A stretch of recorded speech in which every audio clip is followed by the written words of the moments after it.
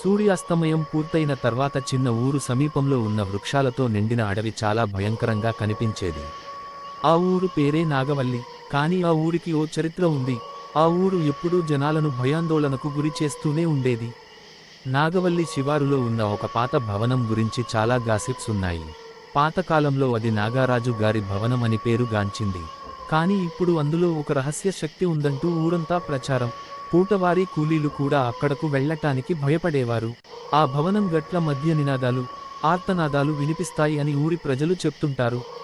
ఒకరోజు ఆ ఊరికి చాలా దూరం నుంచి కార్తిక్ అనే వ్యక్తి వచ్చాడు.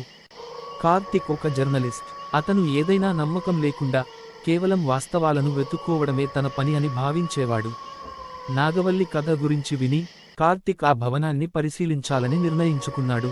కార్తిక్ ఊర్లో ఆ భవనం గురించి అడగడంతో అందరూ భయంతో వెనక్కి వెళ్ళిపోయారు. మీరు మేం చెప్పేది వినరు, ఆ మానసిక స్థితి గడప దాటకండి అని ఒక పెద్దాయన వారించాడు. కానీ కార్తిక్ వినలేదు. కాని తరువాత రోజు రాత్రి 10 గంటల సమయానికి కార్తిక్ ఆ పాత భవనానికి వెళ్లాడు. చుట్టూ గాఢ చీకటి, గొంగళి పాములు, చెదపురుగులు అతనిని స్వాగతించాయి. తన కెమెరా, టార్చ్ లైట్, కొన్ని నోట్స్ పట్టుకుని కార్తిక్ ఆ భవనం గుమ్మంలోకి అడుగుపెట్టాడు. భవనం శూన్యంగా కనిపించింది. అక్కడున్న వస్తువులు చాలా పాతవిగా ఉన్నాయి. గోడలపై పగుళ్ళు, చిత్రాలు చిరిగిపోయి, మట్టి కట్టిన పాత కిటికీలు. ఆ నిశ్శబ్దం అభావంగా మారి అతన్ని చుట్టుముట్టింది. అతనికి అనుమానాస్పదమైన క్షణాలు ఎదురయ్యాయి. చల్లని గాలి, ఏదో తోస్తున్న భావన, గోడల వెనుక ఎవరైనా ఉన్నట్లు అనిపించింది. కాని అతను మిగతా వ్యక్తుల్లా భయపడి వెనక్కి వెళ్లలేదు. ఒక గది నడిబొడ్డులో ఒక పెద్ద పెయింటింగ్ కనిపించింది. అది నాగారాజు గారి కుటుంబానికి చెందినదే. కాని ఆ పెయింటింగ్ కళ్ళు కార్తిక్ని నేరుగా చూస్తున్నట్టుగా అనిపించాయి. అతను అడుగు తీసి ముందుకు వెళ్లిన కొద్దీ పెయింటింగ్ కళ్ళు కదిలి చూడటాన్ని మరిచిపోలేదు. ఇదే సమయంలో కింద 6 గడియారం త్రికోణంగా మోగింది. కార్తిక్ చూస్తే గడియారం చలనంగా ఉండకుండా బద్దలవ్వడం మొదలైంది. అతను నమ్మలేక అటూ ఇటూ చూశాడు. ఇక్కడ నిజంగానే ఏదో ఉంది అని తన మనసులో అనుకున్నాడు.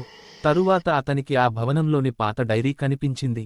ఆ డైరీని తీసుకుని చదివాడు. ఆ డైరీలో నాగారాజు భార్య లక్ష్మి తన భర్తపై రాసిన కథనం ఉంది. నాగారాజు భయంకరమైన రహస్యాన్ని దాచాడు. కాని ఆ రహస్యం బయటికి వస్తే ఇది ప్రతి ఒక్కరికి ప్రమాదం కలిగిస్తుంది అని రాసి ఉంది. కార్తిక్ ఆ రహస్యం ఏమిటో తెలుసుకోవాలని నిర్ణయించుకున్నాడు. డైరీ చివర్లో ఒక రహస్య తలుపు గురించి వివరణ ఉంది. కార్తిక్ ఆ తలుపు వెతికాడు. అది భవనపు వెనక వైపు ఉండేది. తలుపు తెరిచిన వెంటనే ఒక పాత పేడలు, ఎముకలు ఉన్న గది కనిపించింది. అది తీరా చూస్తే ఒక రాయి మీద పురాతన మంత్రాలు లిఖించి కనిపించాయి. తరువాత అతనికి తెలిసింది, ఈ భవనం అంతా ఒక శాపంతో నిండిపోయిందని. నాగారాజు భార్యను త్యాగం చేసిన కారణంగా ఆ శాపం భవనంపై పడింది. అక్కడికి వచ్చిన వారు భవనం లోపలి నుండి బయటకు వెళ్లలేరు. ఆ భూతాలు వాళ్లని విడిచిపెట్టవు. ఆ రాత్రి కార్తిక్ వెనక్కి రావాలని చూసినా తలుపులు మూసుకుపోయాయి. ఇంతలో ఆ గదిలోంచి వింత శబ్దాలు వినిపించాయి. ఎక్కడినుంచో ఆడవాళ్ల అరుపులు, చిన్న పిల్లల ఏడుపులు. అప్పుడు అతనికి నిజంగా భయం అంటే ఏమిటో అర్థమైంది. కార్తిక్కి మాయజాలంలో చిక్కుకున్నట్టు అనిపించింది. నిశ్శబ్దంలో అర్థం కాని మాటలు వినిపించాయి. అతని కెమెరా ఫ్లాష్ లైట్లో ఒక స్త్రీ ఆకారం మెరిసింది.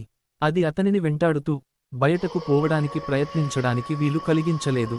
కార్తిక్ ఆ రహస్యాన్ని ఛేదించటంలో విఫలమయ్యాడు.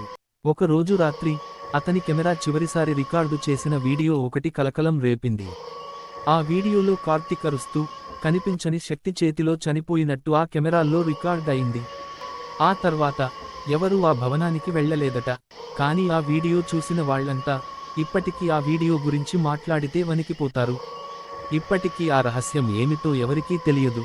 కాని ఓ విషయానికి మాత్రం స్పష్టం, నాగవల్లి గడప దాటినవారు తిరిగి వస్తారు అనే నమ్మకం లేదు.